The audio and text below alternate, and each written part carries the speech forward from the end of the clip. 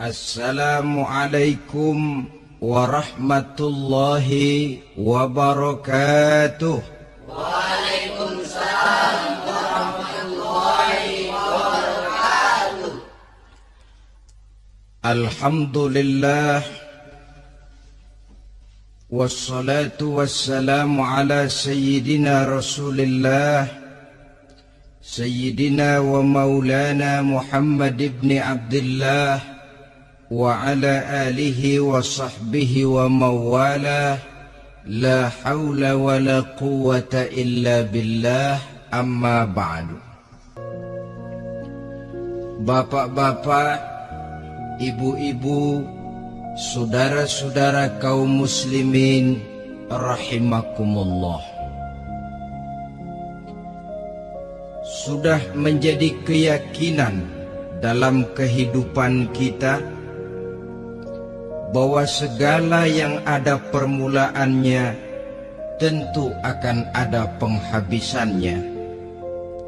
Setiap yang punya awal mesti akan punya akhir.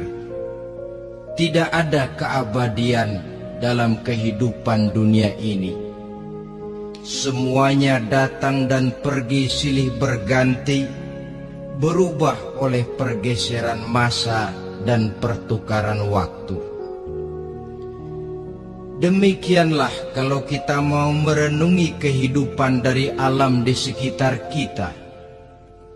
Sejak dari kehidupan tumbuh-tumbuhan, binatang, sampai kepada kehidupan kita, makhluk bernama manusia. Lihatlah kita manusia misalnya. Dimulai sejak kita terlahir ke alam ini, keluar dari alam rahim ibu,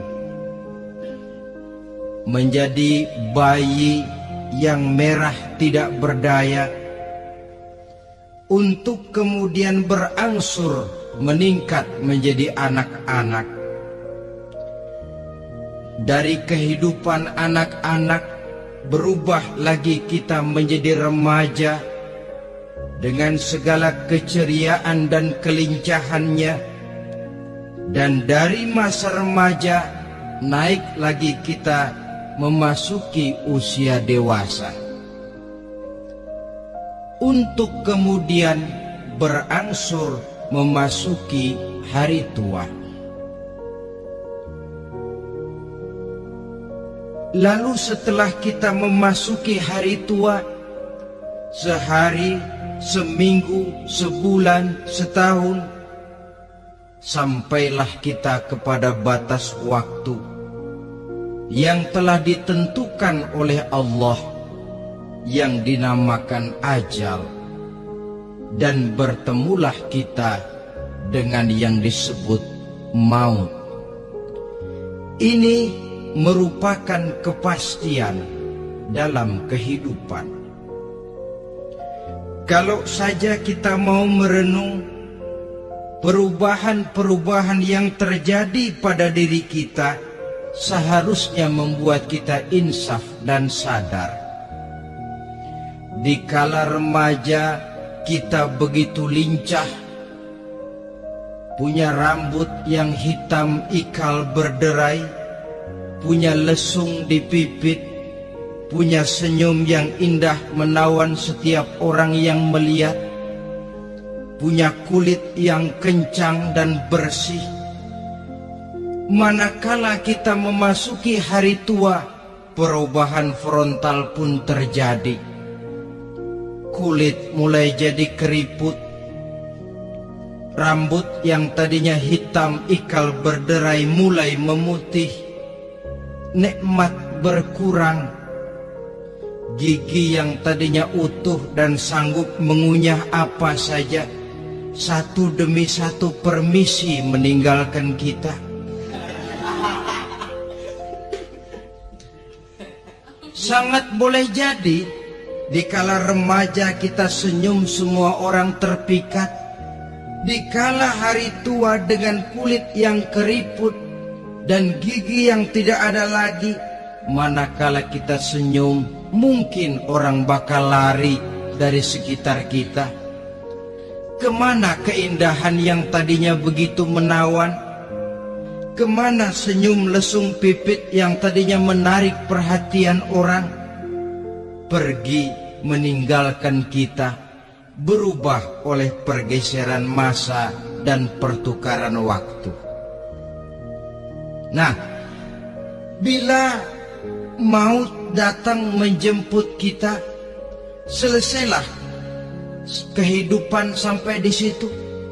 Ternyata belum. Kalau lahir merupakan perpindahan hidup dari alam rahim ke alam dunia, maka mati hakikatnya merupakan perpindahan hidup dari alam dunia ini ke alam kehidupan yang berikutnya yang dinamakan dengan alam barzah. Andai kata hidup cuma sekali, secara moral kita sanggup berkata, alangkah tidak adilnya Tuhan. Kenapa? Dalam kehidupan ini kan aneka ragam terjadi.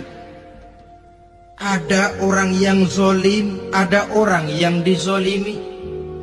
Ada orang yang membunuh, ada orang yang terbunuh. Ada orang yang kaya, ada orang yang miskin.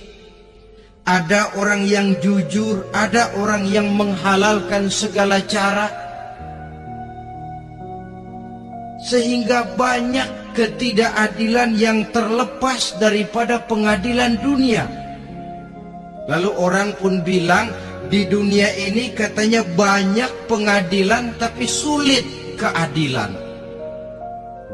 Di dunia ini mudah mencari pengadilan tapi sulit untuk mencari ketidakadilan.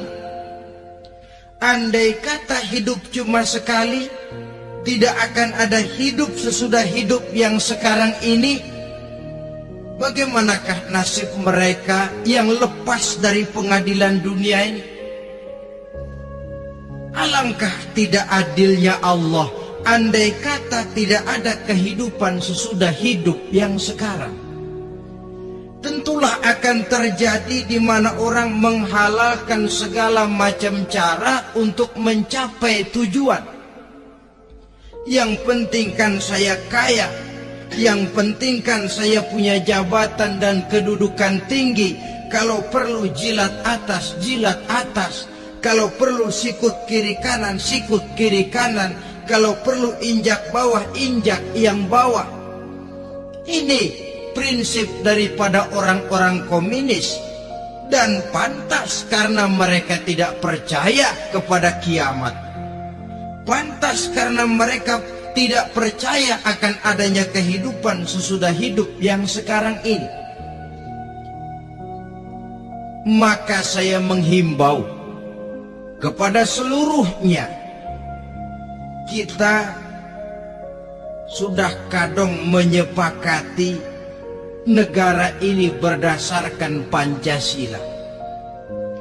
Kita sudah kadung konsensus bahwa PKI dengan seluruh ajarannya tidak punya hak hidup di bumi Pancasila yang kita cintai ini. Maka salah satu ajaran PKI tujuan menghalalkan cara.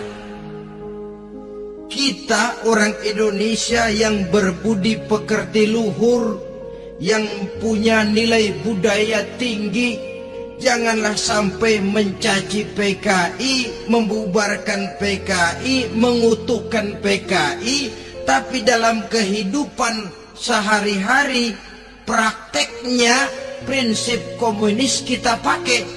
Apa itu? Tujuan menghalalkan cara. Asal sudah tujuan tercapai, cara apapun saja halal. itu pandangan hidup orang yang tidak percaya kepada adanya hari akhirat. Sebagai muslim yang yakin akhirat ada, kiamat pasti akan datang. Hidup tidak cuma sekali. Maka kalau kita zalim, kalau kita berbuat aniaya, kalau kita melakukan korupsi, kalau kita merugikan orang lain, boleh jadi kita terlepas daripada pengadilan dunia. Tapi ingatlah, kita tidak akan pernah lepas dari pengadilan Allah, pengadilan Qadhi Rabbul Jalil, di mana kita akan diadili dengan seadil-adilnya, dan tidak satu perbuatan yang bersifat salah, yang bagaimanapun kecilnya, yang akan lepas dari pengadilan di akhirat itu nanti. Pantas saja kalau satu hari malaikat Jibril datang menasehati Rasulullah sallallahu alaihi wasallam, yang artinya juga menasehati kita semua. Apa kata malaikat Jibril kepada baginda Nabi? Ya Muhammad, ish ma syi'ta fa innaka mayyitun. Hai Muhammad, hiduplah semau kamu, tapi jangan lupa kamu pasti akan mati. Kalau memang dilarang tidak terlarang, dicegah tidak tercegah, kamu mau melaksanakan hidup menurut maumu sendiri, persilahkan.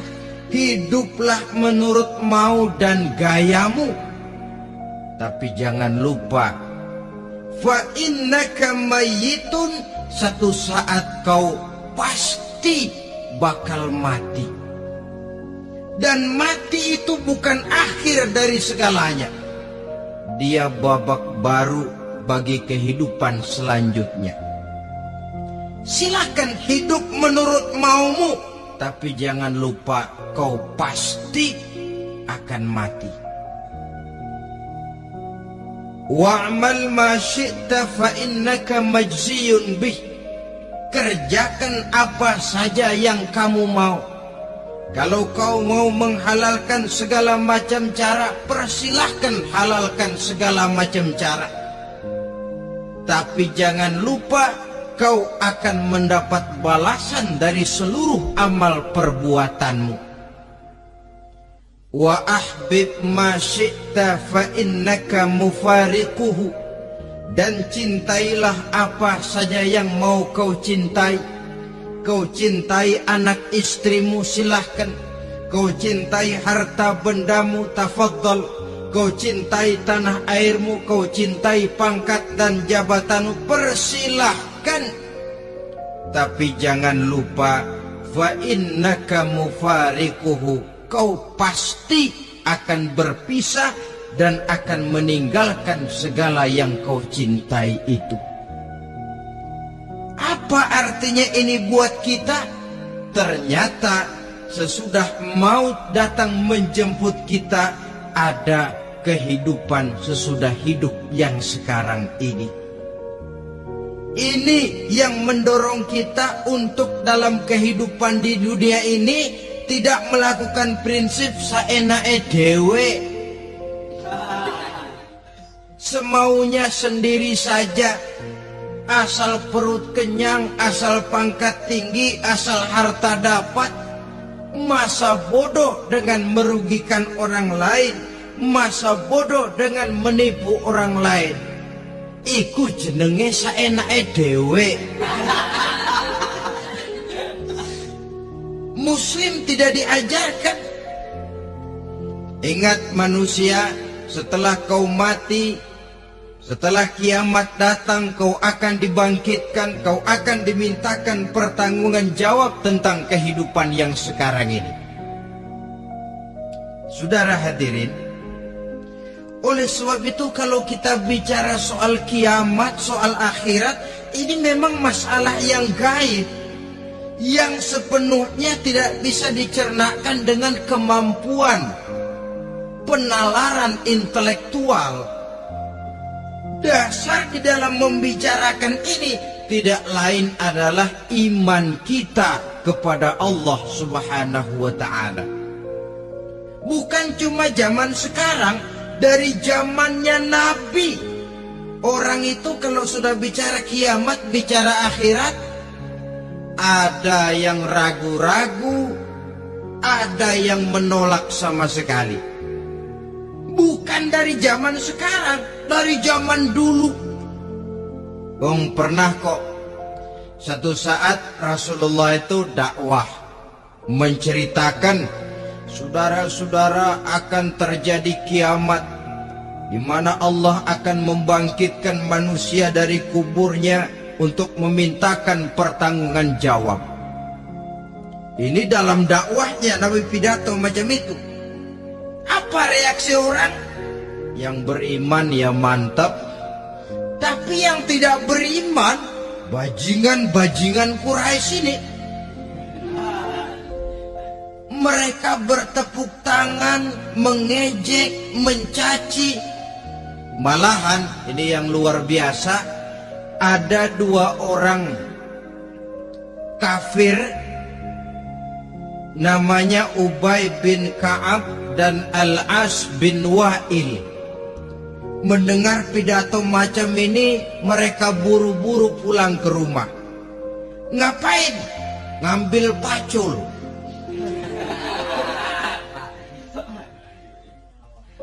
Lalu berangkat nyari kuburan tua. Dia gali itu kuburan. Tulang-tulangnya diangkut, dibawa ke depan Nabi.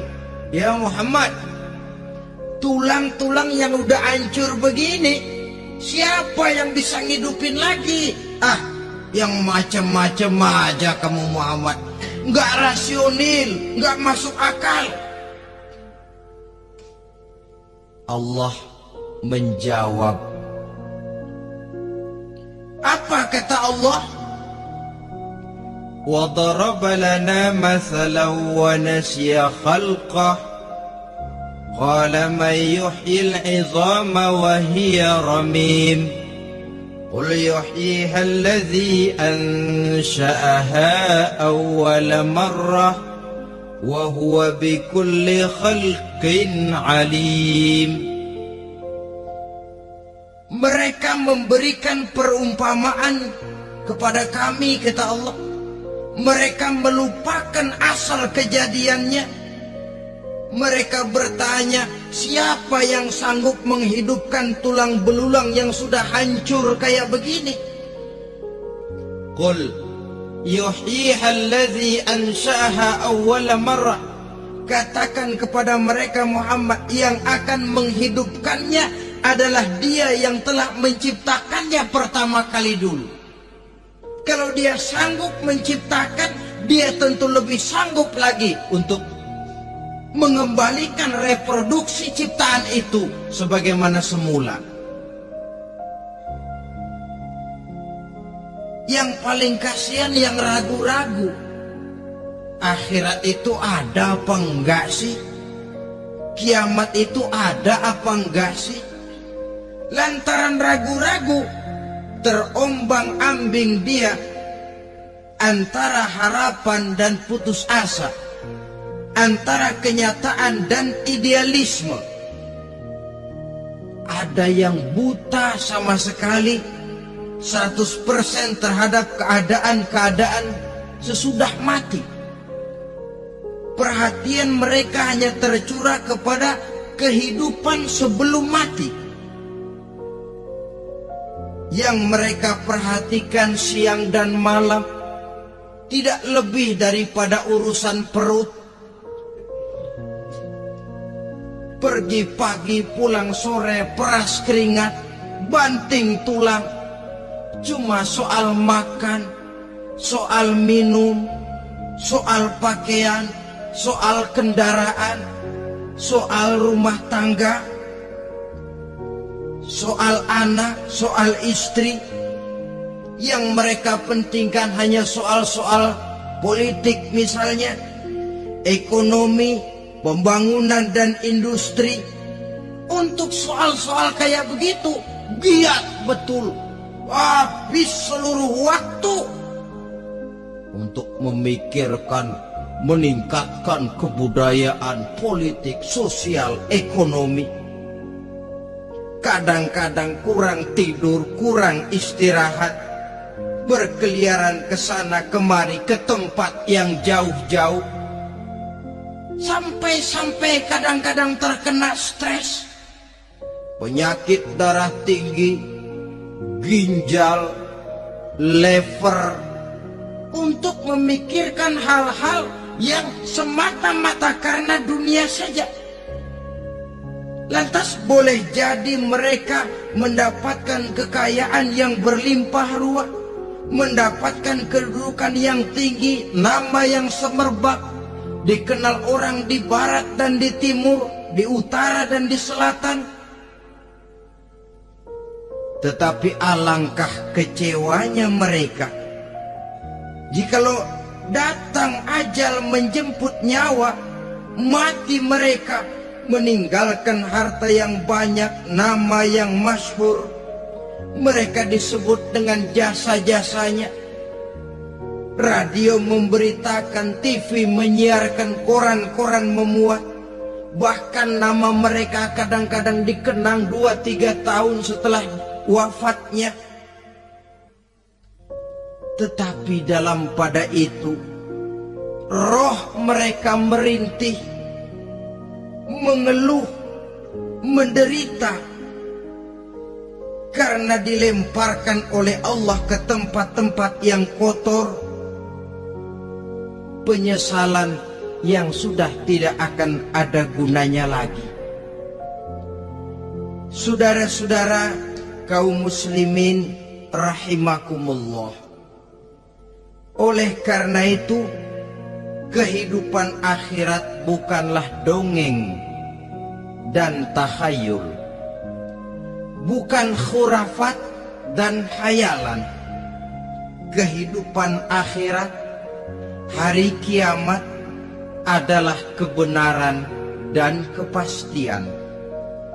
Dalam surah Al-Hajj ayat ke-7, Allah subhanahu wa ta'ala menyatakan, wa anna as-sa'ata atiyatun la raiba fiha wa anna Allah yab'asu man fil kubur, dan bahwasanya kiamat itu sesungguhnya adalah sesuatu yang pasti dan tidak ada keraguan-raguan lagi di dalamnya, dan bahwasanya Allah sungguh-sungguh akan membangkitkan manusia dari kuburnya masing-masing.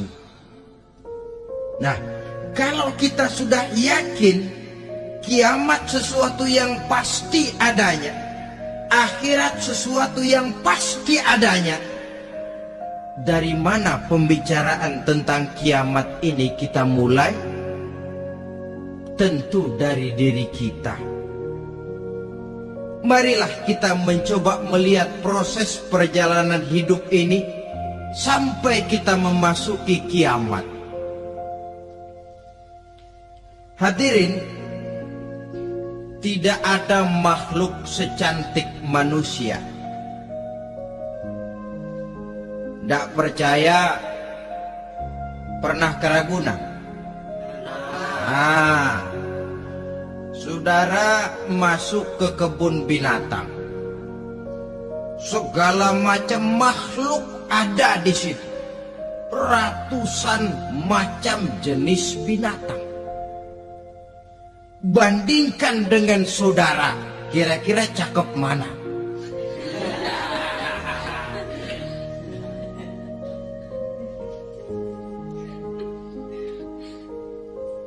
Dari seluruh makhluk yang diciptakan Allah itu, manusia fi ahsani taqwim, dalam bentuk yang paling sempurna, sejak susunan biologis sampai kemampuan berpikir.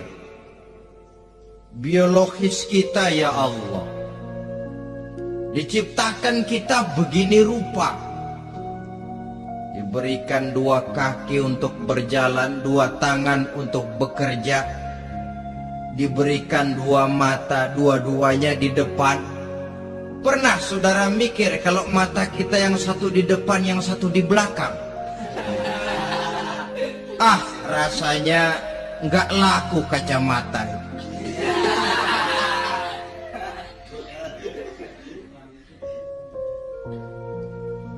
Diberikan hidung dengan 2 lubang, tahu betul Allah ke bawah lagi lubangnya. Coba pikir kalau lubang hidung kita menghadap ke atas. Aduh, kalau musim hujan repot jagain hidung.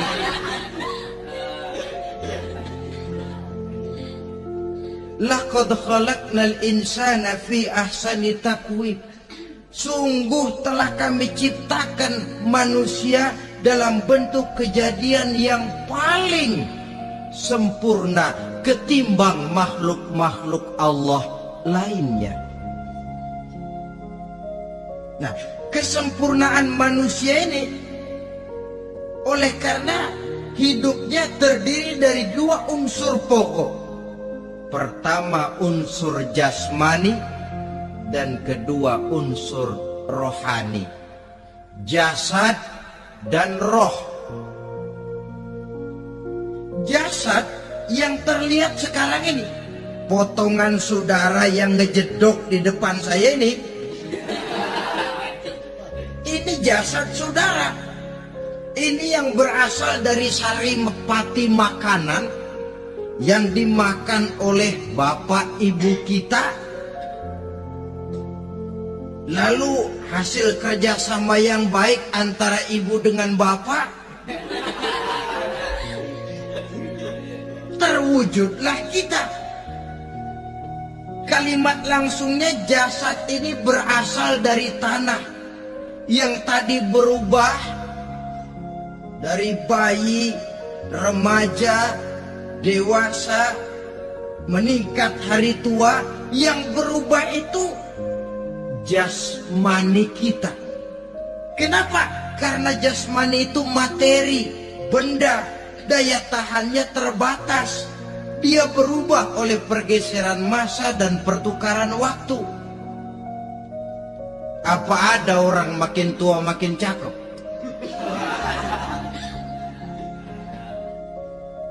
Jasmani oleh karena dia materi, dia berubah oleh pergeseran massa dan pertukaran waktu.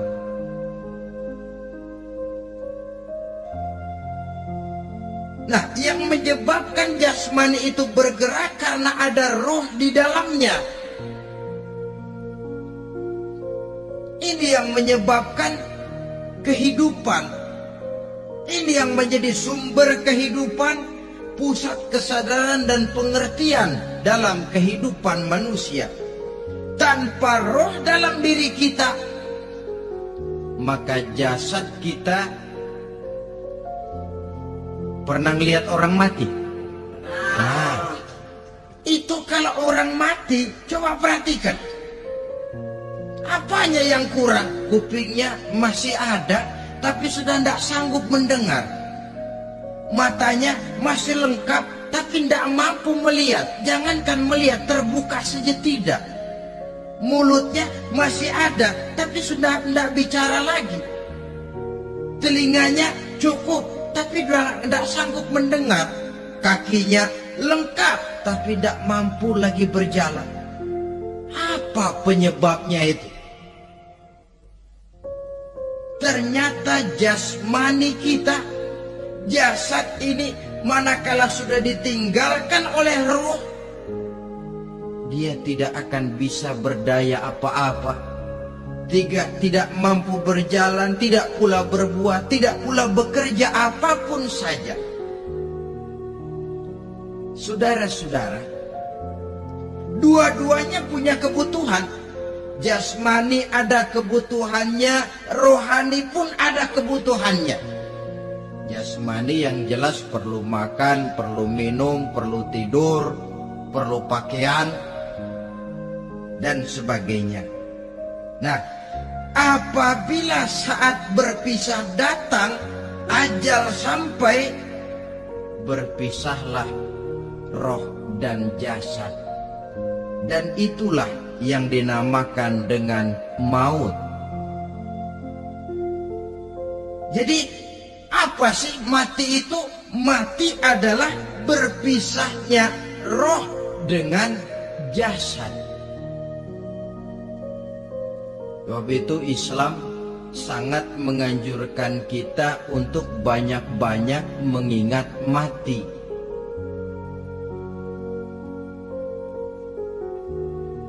Bagaimana caranya mengingat mati? Pertama, mati itu kan pasti. Kira-kira yang hadir di sini ada yang nggak mati nggak kira-kira? Semuanya bakal mati kan? Berani? Berani. Sekarang mau? Saudara, sebenarnya kalau kita merenung lebih jauh, orang itu tidak perlu takut mati. Walaupun tidak boleh terlalu berani menghadapi mati. Karena bagaimanapun takutnya kita kepada mati, toh dia pasti datang.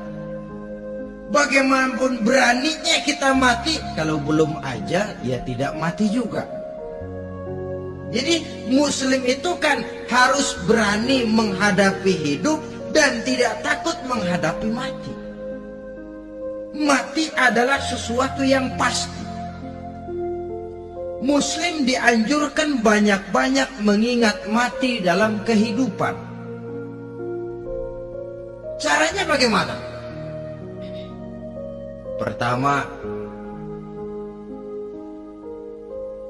berziarah nengokin teman yang sakit. Ya? Suka nengokin teman yang sakit enggak? Oh, itu pahalanya kata Nabi. Menengok orang yang sedang sakit lebih afdol daripada sholat sunnah 1000 rakaat. Apa pernah saudara sembahyang sunnah sampai 1000 rakaat? Nengokin orang sakit pahalanya lebih afdol daripada itu. Kenapa menengoki orang sakit mengingatkan kita kepada mati? Iya ya, ini teman saya yang kemarin segar banget, bercanda sama saya, ketawa sama-sama, sekarang terbaring tidak berdaya, hilang kemampuannya, hilang keceriaannya, sakit. Iya kalau sembuh, kalau ajal, iya sekarang giliran dia, kalau jatuh ke saya. Lalu menghibur teman dengan kata-kata yang enak, yang akan mendatangkan sugesti supaya dia cepat sembuh. Jangan nengokin orang sakit, jujur. Sakit apa lu? Perut. Emang temen gua kemarin sakit begini mati.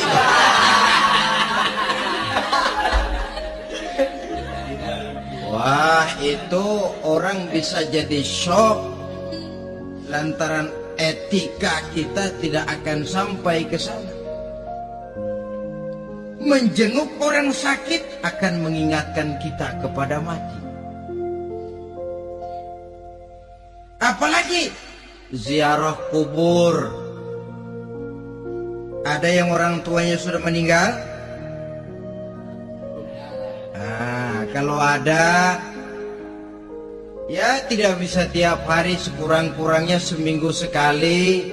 Jumat pagi misalnya, ziarah kita ke kubur.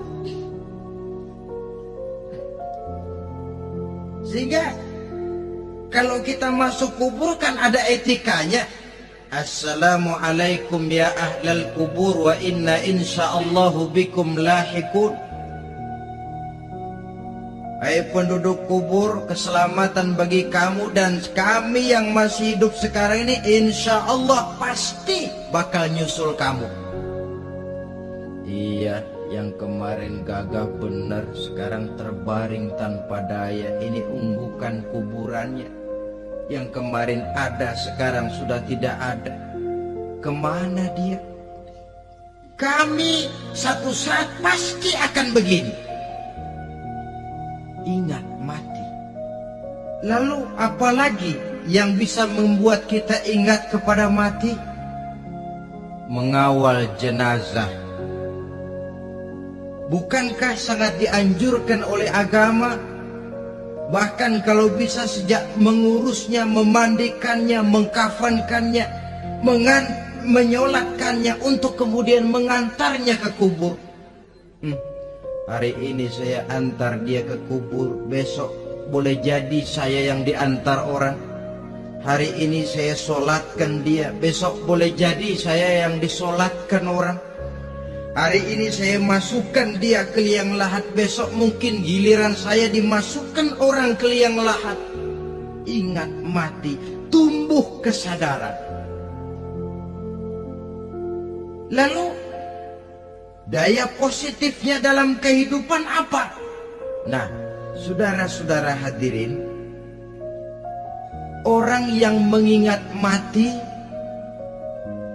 bukan lantas menjadi lemah dalam kehidupan, menjadi putus asa, sedikit semangat, terbentur kesulitan, mudah frustasi. Bukan itu tujuannya kita diperintah mengingat mati. Jelasnya Islam menganjurkan kita untuk mengingat mati guna maksud-maksud yang positif, supaya orang lalu sadar hidup ini cuma sebentar. Maka mumpung hidup, nah ini mumpung, tapi mumpung yang baik. Mumpung hidup, maka hidup yang singkat ini harus saya pergunakan dengan sebaik-baiknya, melakukan kebajikan yang sebanyak-banyaknya, menjauhkan rasa malas, menunggu keajaiban yang datang dari langit, berleha-leha, bermain-main, sementara maut kalau dia datang tidak pernah main-main. Pantas kalau seorang penyair bernama Syauqi memesankan, tazawwad bitaqwa fa innaka la tadri iza hanna al-lailu hal ta'ishu ila al-fajri. Kam min sahihin mata min ghairi illatin wa kam min alilin 'asha hinan min ad-dahri. Persiapkan dirimu dengan takwa, sebab kamu tidak tahu apabila malam datang kamu masih bisa hidup apa enggak besok pagi. Apa ada jaminan saudara yang kumpul di depan saya malam ini besok masih bisa hidup? Tidak. Ada jaminan? Tidak ada sama sekali. Kam min sahihin mata min ghairi illatin. Berapa banyak orang sehat mati nggak pakai sakit lagi. Sebabnya kadang-kadang ringan saja. Ada yang cuma jatuh di kamar mandi mati. Ada yang cuma ketiban pensil. Iya, kalau ketiban pensil 3 peti masa nggak mati. Ta'addadatil asbab wal mautu wahid. Sebabnya boleh jadi macam-macam, tapi mati satu juga, yaitu mati. Dia seperti kelapa yang terlalu tua jatuh ke bawah, yang kembang baru keluar pun jatuh ke bawah. Itulah mati.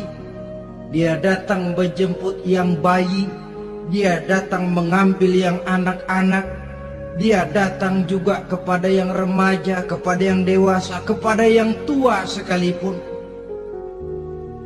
Jangan yang remaja lalu berpikir, gua rasanya masih jauh banget mau mati. Ini sesuatu yang pasti yang kita tidak pernah diberitahu kapannya. Kalau dikasih tahu kapannya kan kita bisa, umpama malaikat maut datang ke rumah saya, saudara Zainuddin kau mati 80 tahun lagi. Oh, saya kan berhitung, masih lama, poya-poya aja dulu Tapi ini tidak pernah diberitahu kepada kita. Lantaran tidak diberitahu itulah kita perlu bersiap-siap dengan selalu mengingat-ingat mati yang mendorong kita untuk berbuat positif. Satu contoh peringatan mati yang mendatangkan positif pada peristiwa ketika turun perintah hijrah. Ketika di Mekah sudah terpepet turun perintah hijrah. Ini sahabat yang berangkat hijrah, jangan dikira semua bulat hati. Ada yang mikir, kalau saya hijrah berangkat dari Mekah ke Madinah, nanti di tengah jalan dicegat oleh kafir Quraisy lalu dibunuh, mati saya. Takut mati. Allah peringatkan, kullu nafsin za'iqatul maut. Kamu disuruh hijrah saja takut mati, padahal kamu tahu semua yang hidup bakalan mati. Diam saja di Mekah mati, hijrah ke Madinah pun akan mati. Mendengar ayat ini, Sayyidina Umar bin Khattab seperti dibakar semangatnya. Kalau sebagian sahabat hijrah sembunyi-sembunyi, beliau mau hijrah itu malah bajingan Quraisy dikumpulkan ke Ka'bah. Pidato, ya ma'syara Quraisy, dedengkot Quraisy, dengerin. Besok pagi yang namanya Umar bin Khattab mau hijrah dari Mekah ke Madinah. Siapa yang kepengen kepalanya berpisah dengan badannya, persilahkan cegat Umar di jalanan. Besok dengan tenang dia berangkat hijrah, gak ada yang berani nyegat. Tuh Quraisy juga barangkali mikir, gue ngapain nyegat penyakit.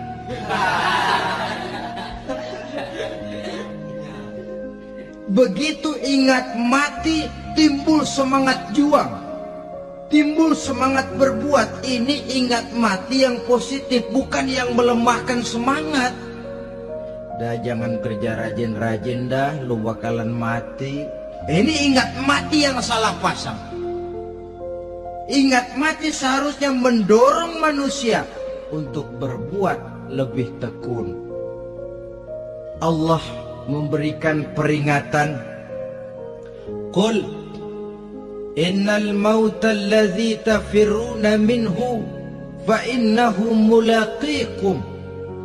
Katakan, maut yang kamu akan melarikan diri daripadanya, yang kamu takuti benar dia pasti akan datang menjemput kamu.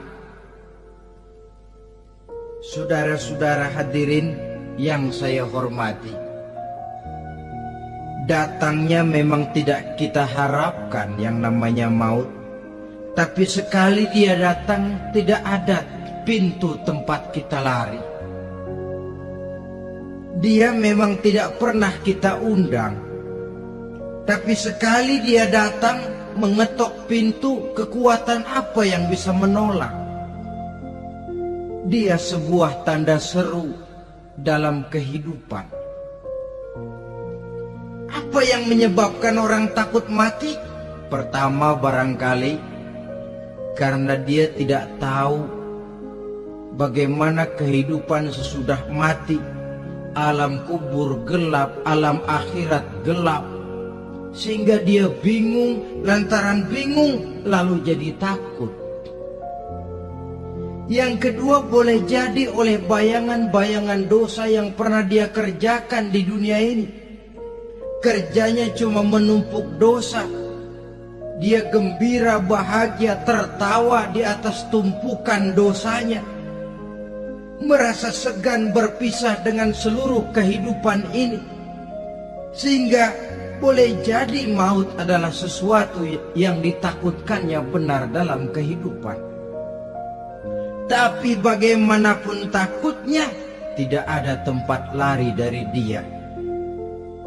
Dalam ayat lain Allah jelaskan, Ainama takunu yudrikumul mautu walau kuntum fi burujim musayyadah.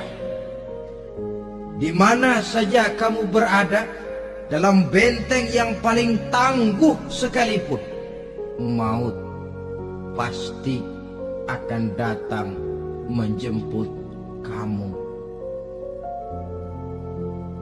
Nah, bagaimana caranya maut datang menjemput kita? Bila datang dia, sang malaikat pencabut nyawa, malaikat Israel namanya, hendak mengambil roh kita. Dalam suasana macam begitu, di akhir kehidupan dunia, dalam berhadapan dengan sakaratul maut, terbagilah manusia dalam dua bagian besar. Pertama, yang menghadapi sakaratul maut itu dengan husnul khatimah, baik di akhirnya, sehingga pada saat ruhnya berpisah dengan jasadnya, kelihatan dia seperti senyum, mukanya cerah. Bahkan sebelum itu boleh jadi dia sempat meninggalkan pesan-pesan yang baik.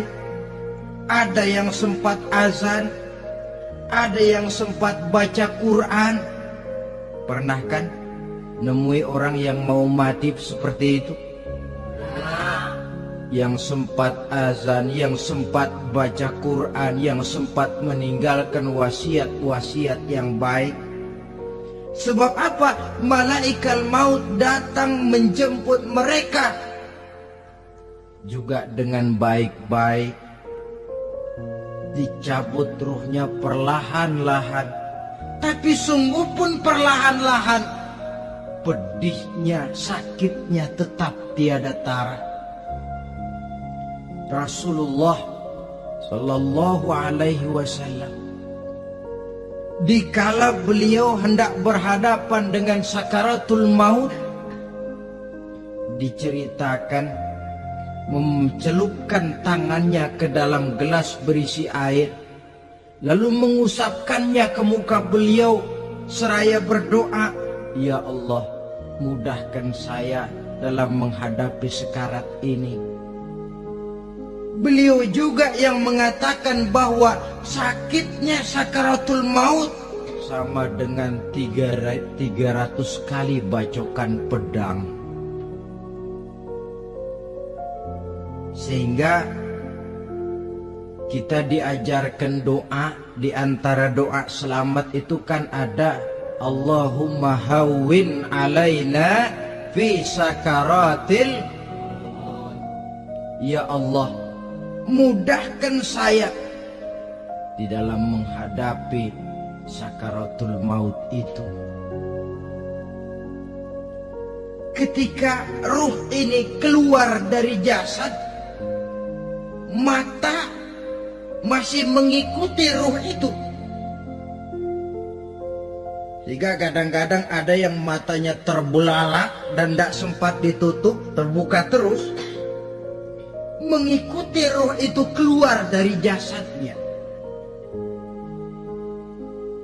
Adapun golongan kedua, manusia yang ketika berhadapan dengan sakaratul maut mendapatkan su'ul khatimah, jelek di penghabisannya.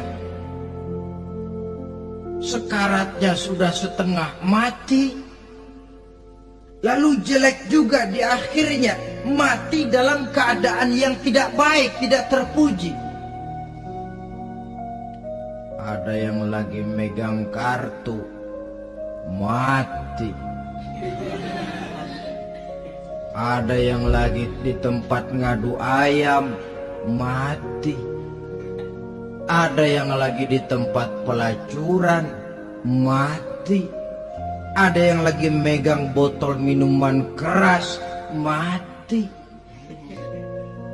Nih barangkali malaikat maut gemes banget nariknya, lu bajingan, lu tarik terus sampai lampu. Mati su'ul khatimah. Makanya bagus itu. Kadang-kadang di majelis-majelis taklim kan sering dibaca, ya Allah biha, ya Allah biha, ya Allah bihusnil khatimah. Kan ada itu?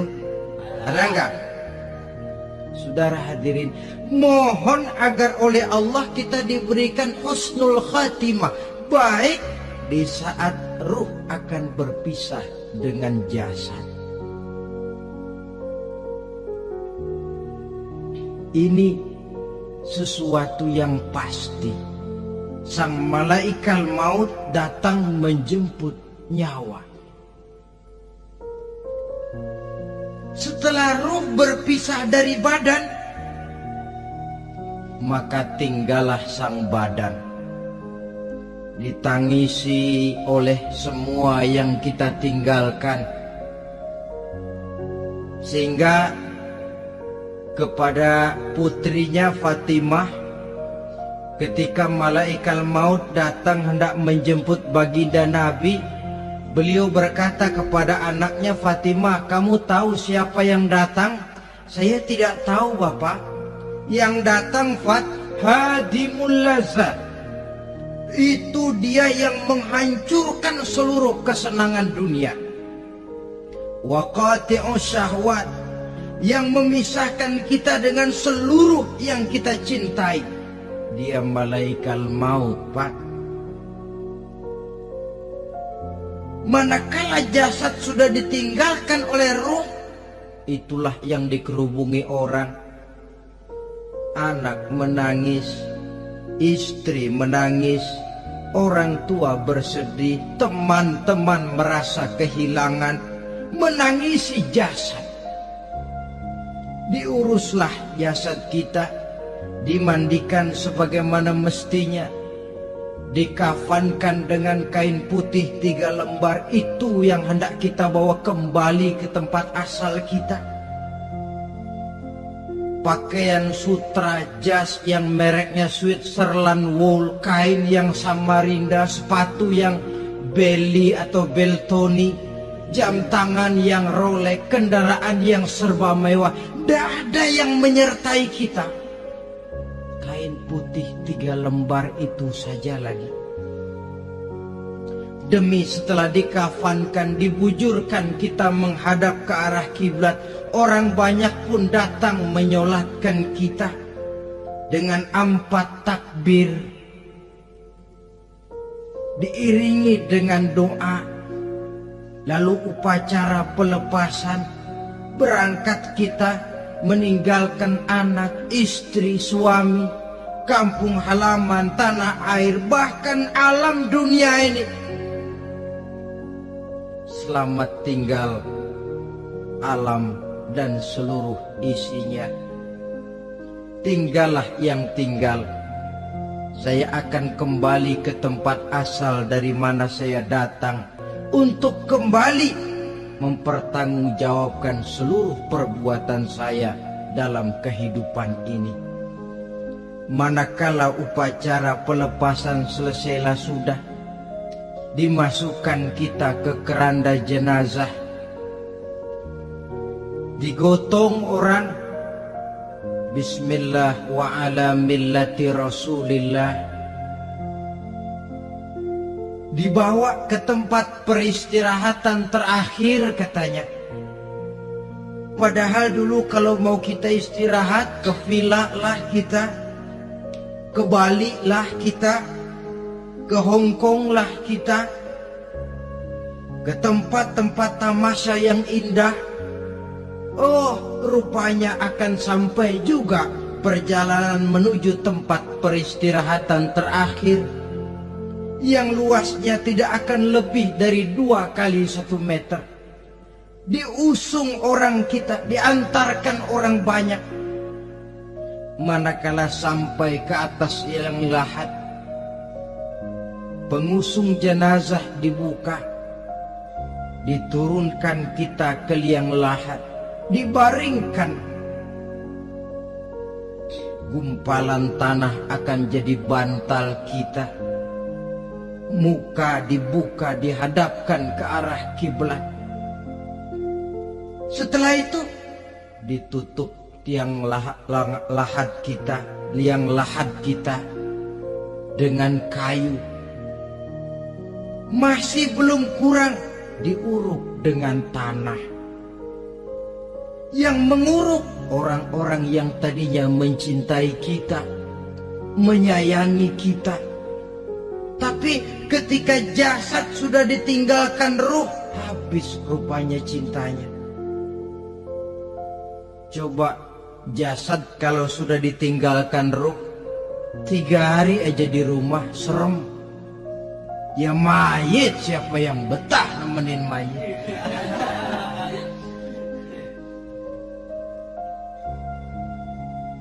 Lalu bila upacara pemakaman selesai, maka berusahlah semuanya. Para pengantar akan kembali ke rumahnya masing-masing. Maka masuk kita ke alam kehidupan, yaitu yang disebut alam barzakh atau alam kubur. Apa selesai hidup sampai di situ? Tidak. Hanya beberapa langkah setelah yang mengantar kita pulang. Diriwayatkan dalam hadis Bukhari dan Muslim, bila seseorang sudah diletakkan di kuburnya, lalu yang mengantar kembali pulang, maka roh si mayit akan dapat mendengar bunyi terompah orang yang pulang itu. Bunyi terompahnya terdengar. Datang 2 malaikat menanyakan dia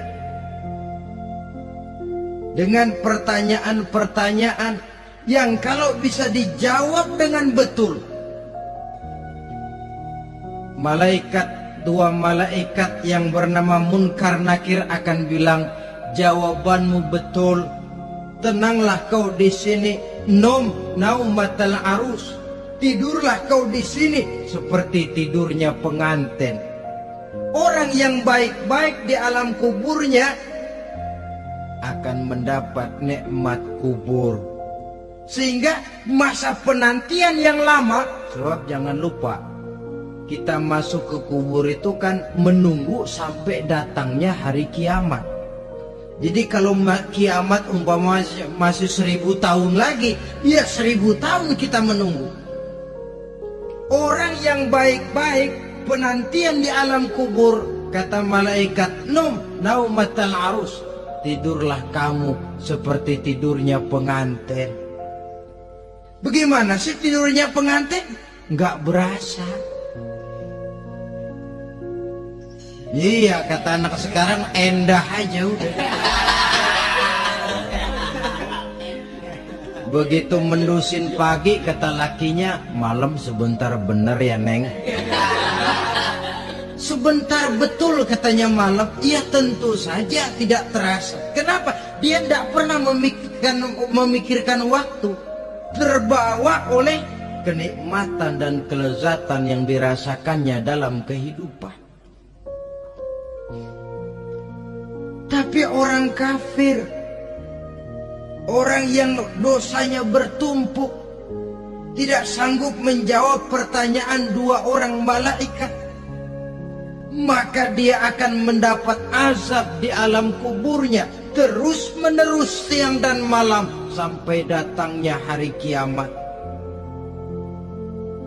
Ibarat maling ayam ketangkep, belum masuk pengadilan udah dikebugin duluan.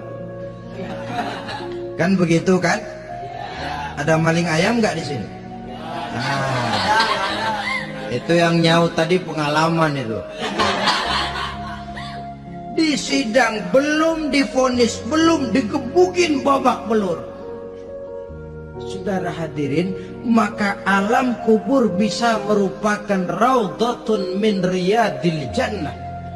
Taman di antara taman-taman surga pun juga bisa merupakan hufratun min hufarin niran, menjadi liang daripada neraka. Ada lagi riwayat yang dari Imam Muslim yang diperoleh dari Zaid bin Sabit. Zaid bin Sabit cerita, satu hari kami bersama Rasulullah sallallahu alaihi wasallam berada dalam kebun kepunyaan Bani Najjar. Rasulullah sedang duduk di atas keledai. Tiba-tiba entah bagaimana itu keledai terkejut, kaget, berontak, hampir Rasulullah jatuh. Rasulullah kemudian bertanya, rupanya di kebun itu ada kuburan tua, 5 atau 4 kuburan. Rasulullah lalu bertanya, saudara-saudara, ada yang tahu nggak ini kuburan siapa? Nggak ada ya Rasulullah. Memang kenapa? Ini penghuni kuburnya lagi disiksa oleh Allah. Andai kata boleh saya mohon kepada Allah supaya kamu dengar seperti yang saya dengar, andai kata saja kamu kuat mendengarnya, saya pasti akan berdoa. Tapi sayang, saya yakin kamu pasti tidak akan kuat mendengar mereka mendapat azab di kuburnya. Hadis sahih riwayat Imam Muslim dari Zaid bin Sabit. Kehidupan di alam barzakh. Pak, iya kalau yang matinya dikuburin. Lah kalau yang matinya diceburin ke laut, dibakar, di medan perang hilang gak ketahuan kemana jenazahnya. Saudara, hilang kek, dikubur kek, di dalam lautan direndam kek, itu kan cuma logika kita. Menurut Allah tidak ada perbedaan orang mati dikubur di dasar lautan, atau dibakar sampai jadi abu, atau gugur di medan perang tidak ketemu jenazahnya. Entah mereka tetap masuk ke alam barzakh namanya. Jasad boleh hancur, tapi roh sebagai sumber kehidupan, pusat kesadaran dan pengertian, dia tetap ada, mengalami kebahagiaan dan kegembiraan, atau mengalami kepedihan dan penderitaan, bergantung kepada amalan yang kita lakukan dalam kehidupan di dunia ini. Maka dalam Yasin tadi kan jelas, qul yuhyiha alladzi ansha'aha awwala marrah, yang menghidupkan mereka yang dikubur di dasar lautan, mereka yang dibakar sampai jadi abu, yang akan menghidupkan ialah Allah yang menciptakan mereka dulu pertama kalinya. Jadi kalau sudah ada aslinya, ya tentu tidak perlu contoh lagi, akan sangat mudah membuatnya. Orang tua kita, keluarga kita yang sudah berpulang, mereka di alam barzakh sekarang ini bisa mendapat nikmat kubur, bisa mendapat azab kubur, bergantung amalan mereka dalam kehidupan di dunia ini.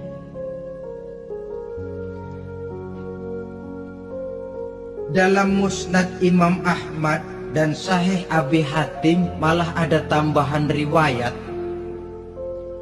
orang yang banyak kebajikannya di dunia, amalannya akan datang menemani dia. sholatnya dekat kepalanya, puasa sebelah kanan, zakat sebelah kiri. Menghibur dia. Malahan dikatakan berbentuk orang yang cantik menemani dia di alam kuburnya. Aneh, dia tanya, man anta lam ara fid dunya ajmal minka. Siapa kamu? Di dunia ini belum pernah saya melihat orang secantik kamu. Dia jawab, ana amaluka soleh. Saya adalah amalmu yang soleh yang kau kerjakan waktu di dunia. Saya sekarang diperintahkan untuk menemani kamu di sini. Alhamdulillah. Sedangkan amalnya yang jahat akan datang dalam bentuk yang menyeramkan menemani dia di sana. Bayangin deh, di kuburan ditemenin yang serem-serem. Sama juga di dunia. Di dunia, kalau kita di tempat gelap ditemenin orang cakep, enak nggak? Wah, pengalaman.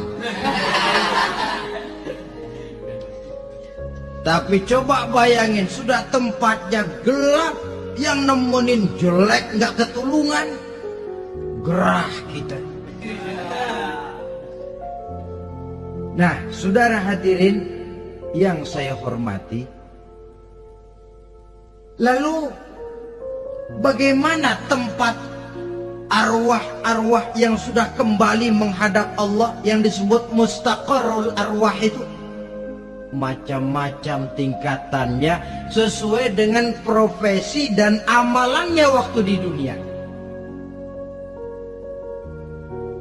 Ada roh-roh itu yang setelah pisah dengan jasad, artinya mati, ditempatkan di tempat yang disebut a'la iliyin, tempat yang tertinggi. Siapa ini? Arwahnya para nabi dan para rasul. Ini fi a'la iliyin, di tempat yang tertinggi. Arwahnya para nabi, arwahnya para rasul. Dan karena kita bukan nabi, bukan rasul, ya jangan mimpi dapat tempat fi a'la iliyin, kecuali kalau Allah menghendaki. Itu hak prerogatif Allah. Tapi kan tidak adil kalau Allah melakukan itu. Ini kelompok roh-roh yang masuk golongan VIP.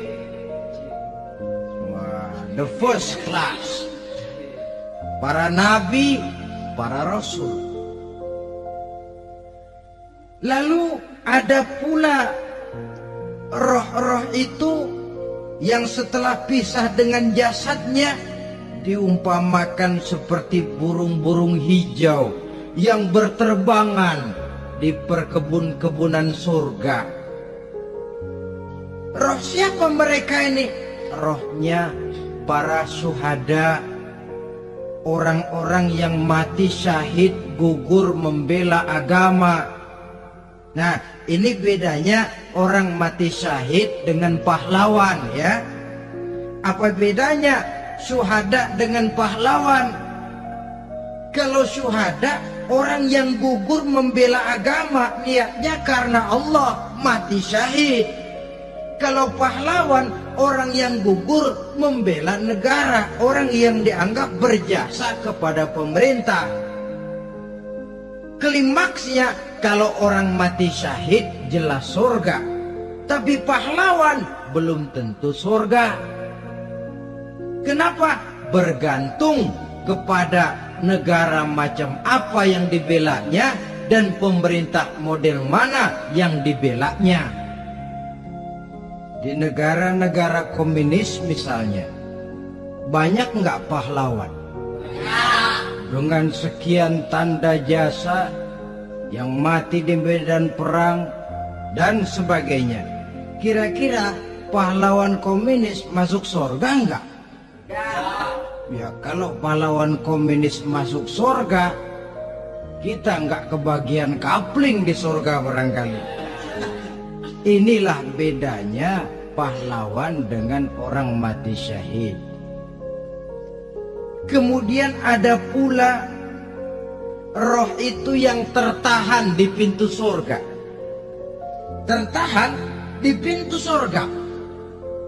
Ini seperti tadi, orang yang mati syahid tapi masih ada kaitan di dunia. Rasulullah pernah ditanya orang, ya Rasul, kalau saya maju ke medan perang bela agama, mati syahid, apa saya masuk surga? Iya, masuk surga. Kecuali kata Nabi, kalau masih punya utang. Nah, tertahan di pintu surga. Ada pula roh itu yang tertahan di alam kuburnya. Ini umumnya seperti tadi itu. Ada mempunyai dosa, mempunyai kesalahan, sehingga merasakan azab kubur. Ada juga roh itu yang tertahan di permukaan bumi. Mereka yang dalam hidup selalu menumpuk dosa-dosa yang besar, meninggal sebelum keburu untuk bertaubat. Saudara hadirin yang saya hormati, inilah yang kita khawatirkan. Sebab jikalau pada saat roh sudah datang, jikalau saatnya roh datang berpisah dengan jasad, menemukan sakaratul maut, saat itu taubat sudah tidak akan ada gunanya lagi. Masuk ke alam kubur, mendapat azab kubur sampai datangnya hari kiamat. Berapa lama di alam kubur ini? Menunggulah kita sampai datang saatnya kiamat. Nah, saudara-saudara, apa tanda-tanda hari kiamat? Kapan dia akan datang? Bagaimana hal ihwal manusia pada saat terjadi kiamat? Bagaimana alam ini? Bagaimana perhitungan di padang mahsyar? Insya Allah akan saya ungkapkan pada bagian kedua dari ceramah ini. Insya Allah kita